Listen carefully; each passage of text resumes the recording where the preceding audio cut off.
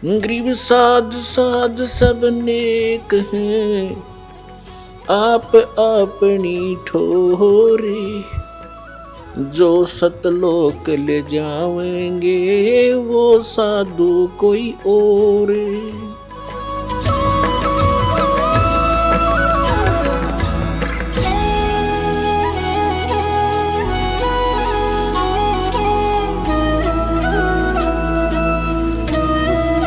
अब तो प्रसंग है जैसे श्री मद देवी भागवत यानी देवी पुराण के अंदर सचित्र मोटा टाइप गीता प्रेस गोरखपुर से प्रकाशित, जो हिंदू समाज के श्रद्धालु शिरोधार्य हैं और अपने सबके घरों पर रखी हैं, जो जरा सी भी भगवान में आस्था रखता है, उसके तीसरे स्कंद में 123 पृष्ठ पर विष्णु जी स्वयं स्वीकार करते हैं, अपनी माता दुर्गा की वो स्तुति कर रहे हैं कि तुम शुद्ध स्वरूपा हो, ये सारा संसार तुम ही से उद्भासित हो रहा है। मैं ब्रह्मा और शंकर आपकी कृपा से ही विद्यमान है, हमारा तो आविर्भाव माने जन्म और तिरोभाव माने मृत्यु हुआ करता है, हम अविनाशी नहीं है।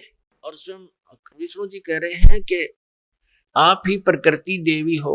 भगवान शंकर कहते हैं कि जब ब्रह्मा जी विष्णु जी के बाद ब्रह्मा जी आपसे उत्पन्न हुए तो क्या मैं आपका पुत्र नहीं हुआ, तमोगुणी लीला करने वाला। तो कहने का भाव ये है कि ये भी नासवान है, इनकी जन्म मृत्यु होती है, इनकी जीवनी में लिखा है, अभी आपको सुनाया। यदि हम विष्णु जी की पूजा करते हैं, श्री कृष्ण जी की करते हैं या श्री राम की करते हैं, तो हम विष्णु जी की पूजा कर रहे हैं। और हम शंकर जी की पूजा करते हैं तो हम जैसे विष्णु जी की पूजा करेंगे, विष्णु जी के लोक में जाएंगे, स्वर्ग के अंदर।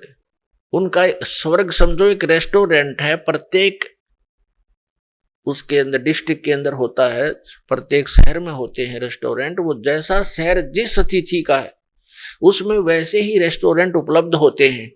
जहां घने धनी लोग जाते हैं वहां पर बहुत अच्छी सुविधा और सब बकवादों से जो है युक्त वहां पर रेस्टोरेंट मिलते हैं।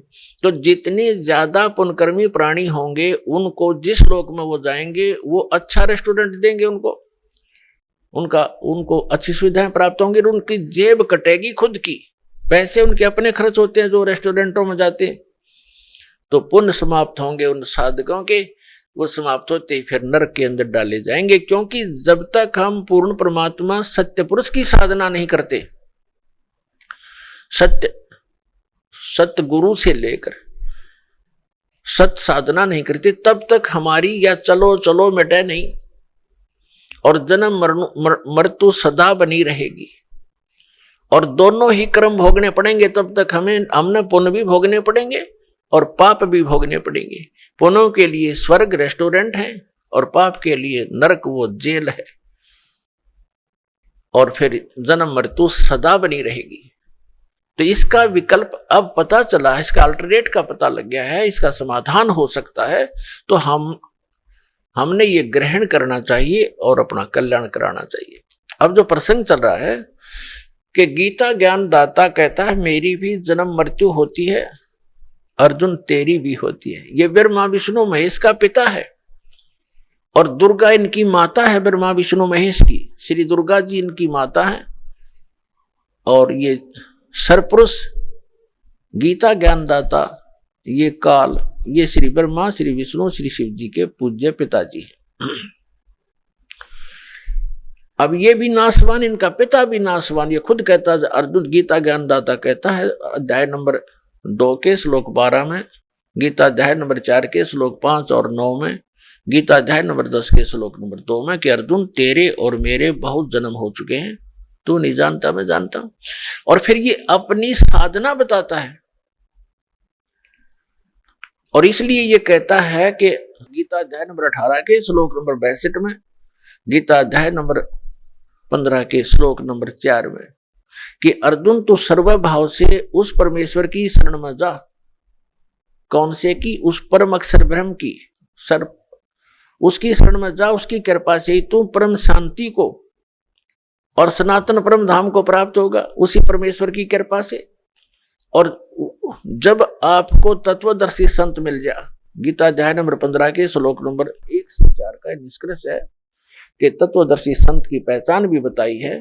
फिर उसके बाद बताया कि उसके पश्चात परमेश्वर के उस परम पद की खोज करनी चाहिए, जहां जाने के बाद साधक फिर लौटकर कभी संसार में नहीं आते।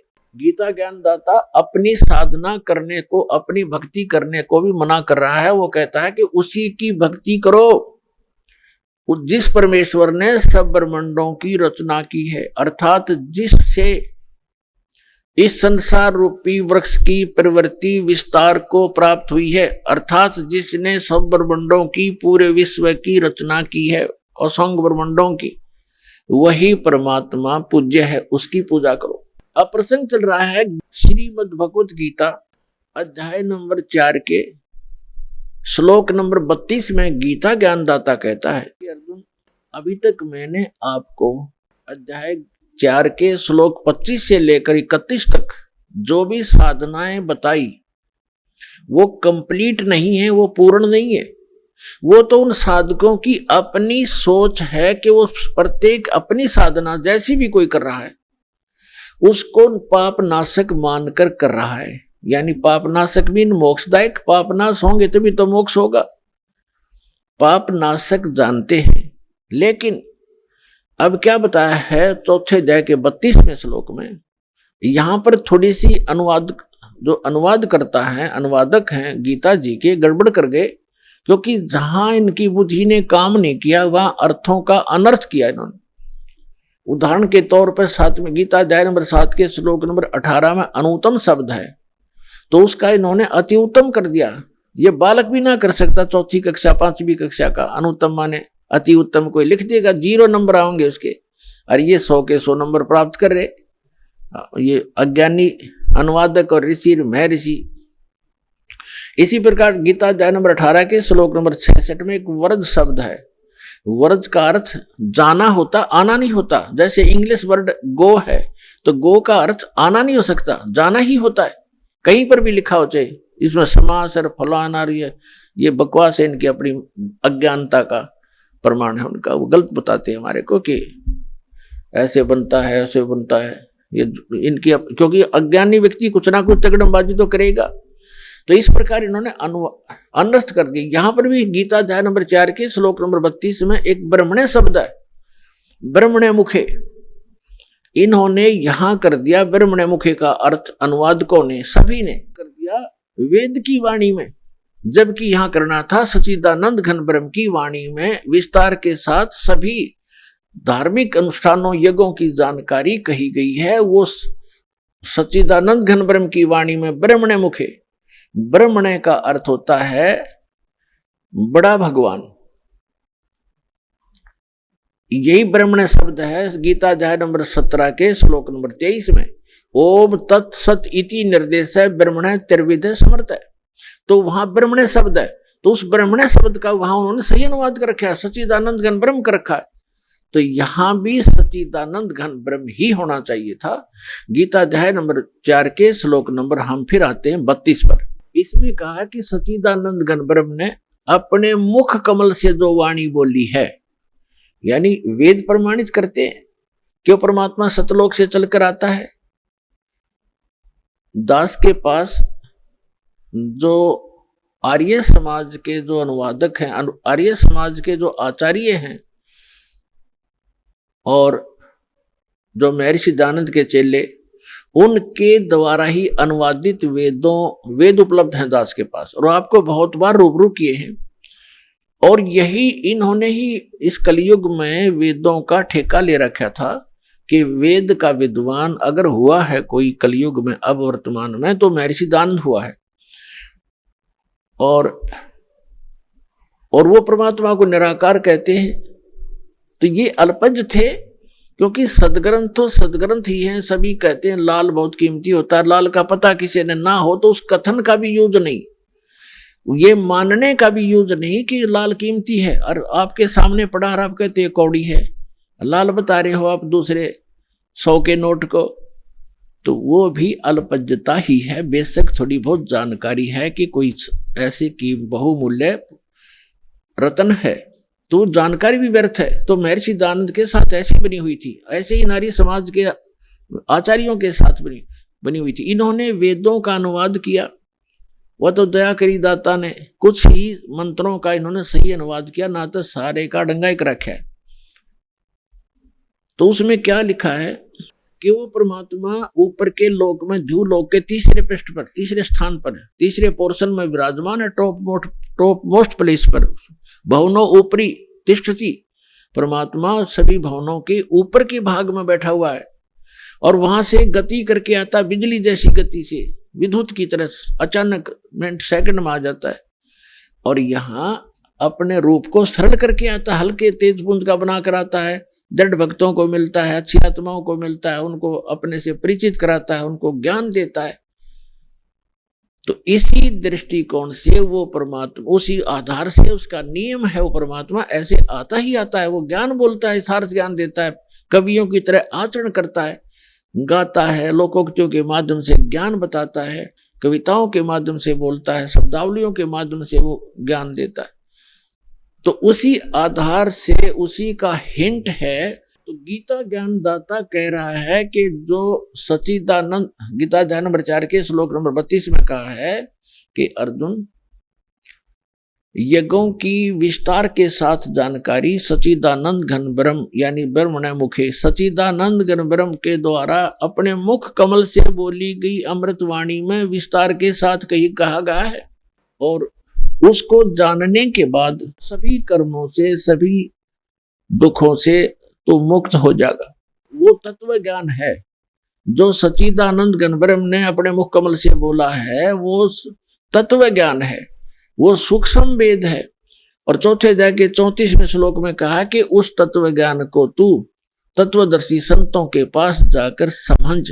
यानी गीता ज्ञान से अन्य ज्ञान है और गीता ज्ञान दाता उससे अपरिचित है, इसलिए कह रहा है कि वो ज्ञान तू तत्वदर्शी संतों के पास जाकर समझ। उनको दंडवत प्रणाम करने से, कपट छोड़कर सरलता पूर्वक प्रसन्न करने से वो तत्वदर्शी संत तुझे तत्व ज्ञान का उपदेश करेंगे। इससे दो बात सिद्ध होगी कि जो वास्तविक ज्ञान है वो श्रीमद् भगवत गीता में नहीं है। और ये भी नहीं कह सकते कि श्रीमद् भगवत गीता का ज्ञान गलत है, ये इनकम्प्लीट है। जैसे मैट्रिक क्लास के 10वीं कक्षा का जो सिलेबस होता है वो गलत नहीं होता, लेकिन वो एमए और बीए का नहीं है, वो अलग से है। बीएससी आदि करते हैं वो उससे आगे चलकर है, लेकिन वो साथ में सहयोगी होता है। जो ज्ञान हमने मैट्रिक तक ग्रहण किया है वो आगे सहयोगी रहेगा। इसी प्रकार गीता जी का जो ज्ञान है, वेदों का जो ज्ञान है, ये इनकम्प्लीट है लेकिन गलत नहीं है। तो इसमें क्या कहा है कि उस ज्ञान को जो इनसे हटकर कंप्लीट स्पिरिचुअल नॉलेज है, उसके अंदर इन वेद और गीता, पुराण, कुरान, बाइबल, इन सभी का ज्ञान समावेश है, क्योंकि वो सबका करता है और सबकी स्थिति से परिचित है और वो प्रत्येक प्राणी के प्रत्येक कर्म से भी परिचित है। वो परमात्मा पूर्ण ब्रह्म है। तो यहाँ प्रसंग चल रहा है कि उस तत्व ज्ञान को तत्वदर्शी संतों के पास जाकर समझ। अब हम आते हैं गीता अध्याय नंबर 7 के श्लोक नंबर 29 में। इसमें गीता ज्ञानदाता कह रहा है कि अर्जुन, जो मेरे आश्रित होकर मैंने जो ज्ञान दे दिया और इस पर उसने अमल कर लिया और तत्वदर्शी संत खोज लिया और तत्व ज्ञान से वो परिचित हो गया, तो वो प्राणी, तो वो जो मेरे ज्ञान के को आधार मानकर आश्रित होकर के जरा मरण मोक्षाय यतन्ति ते माम आश्रित, ये जो जरा माने वृद्ध अवस्था और मरण माने मृत्यु के दुख से मोक्ष के लिए छूटने के लिए प्रयत्न करते हैं, जो ते ब्रह्म तत्विदु कृष्णम अध्यात्म अखिल च कर्मम। इसका अर्थ है कि जो व्यक्ति इस संसार की किसी भी वस्तु प्राप्त के लिए कोई साधना नहीं करते। वो जो केवल जरा और मरण के दुख से, बुढ़ापे और वृद्धावस्था मृत्यु के दुख से छूटने का जो प्रयत्न कर रहे हैं, वे तत्ब्रह्म से परिचित हैं और सारे अध्यात्म ज्ञान से परिचित हैं और सभी कर्मों से परिचित हैं। वे केवल वे ही जरा और मरण से छूटने का प्रयत्न करते हैं। पुण्यात्माओं, जब हमें ये ज्ञान होगा कि जैसे दास आज का जो सत्संग आपको सुना रहा है, यही उद्देश्य है कि जिस लोक में आप रह रहे हो ये लोक ठीक नहीं। यहां तो आपको पल पल पीड़ा का सामना करना पड़ता है और परमात्मा ने बहुत बार समझाया है कि परमात्मा कहते हैं कि तन धर सुखिया कोई न देखा, जो देखा सो दुखिया हो, और उदय अस्त की बात करे मन सबका किया विवेका। देखो निर्धन तो वैसे ही दुखी है, उसको तो सारे ही कष्ट उठाने पड़ते हैं, भूख से भी परेशान, कपड़े वस्त्र मकान भी नहीं।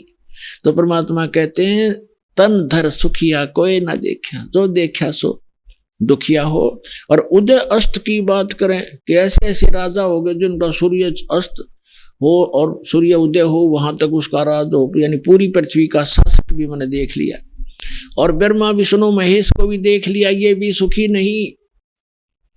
और आप इस लोक में एक कोठी एक फैक्ट्री ला ली तो आप इसी में सुख मान लिया। एक कार ले ली को एक सेकंड का भरोसा नहीं हुआ, कार ले डूबे, पूरे परिवार का नाश हो जाए।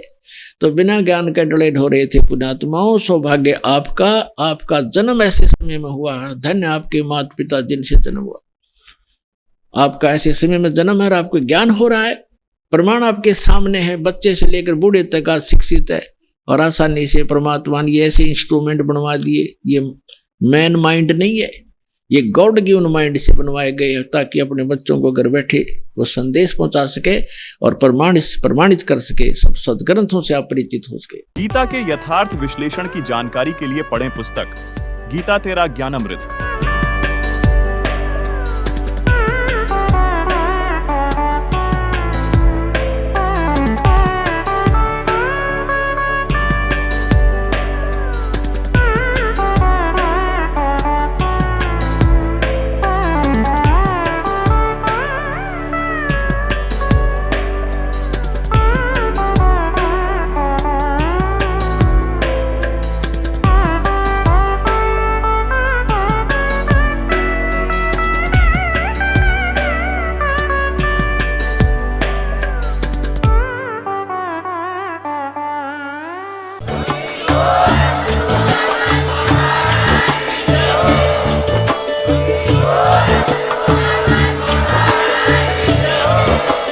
आप सुन रहे थे जगत गुरु तत्वदर्शी संत रामपाल जी महाराज जी के मंगल प्रवचन। अधिक जानकारी के लिए विजिट कीजिए हमारी वेबसाइट www.jagatgururampalji.org। संत रामपाल जी महाराज जी के शुभ आशीर्वाद से पूरे विश्व भर में 500 से भी ज्यादा नाम दीक्षा केंद्र हैं, जिन पर संत रामपाल जी महाराज जी द्वारा ऑनलाइन निशुल्क नाम दीक्षा दी जा रही है। अपने नजदीकी नाम दीक्षा केंद्र का पता करने के लिए संपर्क करें 8222880541।